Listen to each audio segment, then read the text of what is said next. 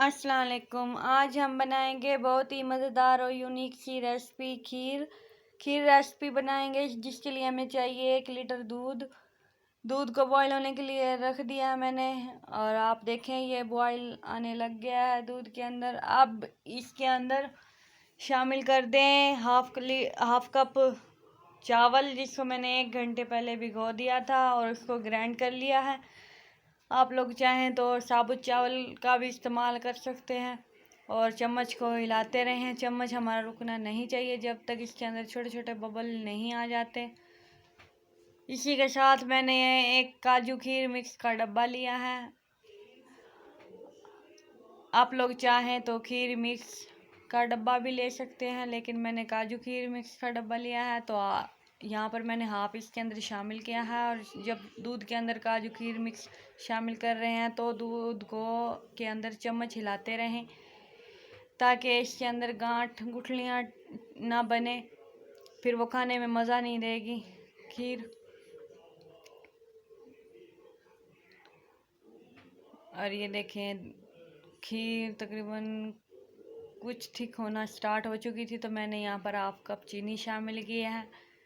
इसी के साथ मतलब कि चीनी भी हाफ कप शामिल किया और चावल भी मैंने हाफ कप ही शामिल किए हैं। आप लोग चाहें तो अपने हिसाब से भी कम या ज़्यादा कर सकते हैं। यहाँ पर मैंने कुछ ड्राई फ्रूट लिए हैं, मूंगफली, दाख, कोकोनट और काजू, बादाम, पिस्ता। और यहाँ पर कुछ मैंने ड्राई फ्रूट रख भी लिए हैं ताकि हम लोग डेकोरेट करें खीर को।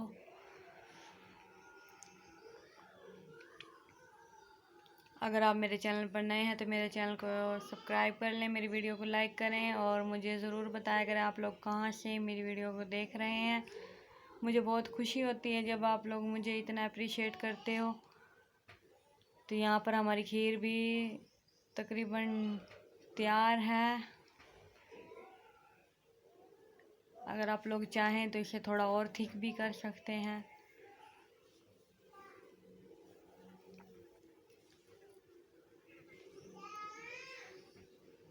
अब हम चूल्हा बंद कर दें। अब एक प्लेट के अंदर निकाल ली है मैंने खीर, और अब इसके ऊपर डेकोरेट करने के लिए काजू, बादाम और पिस्ता और कोकोनट यानी खोपा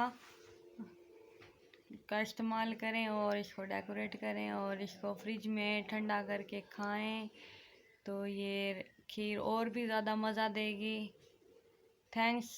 अगली वीडियो तक के लिए इजाज़त दें। अल्लाह हाफिज़।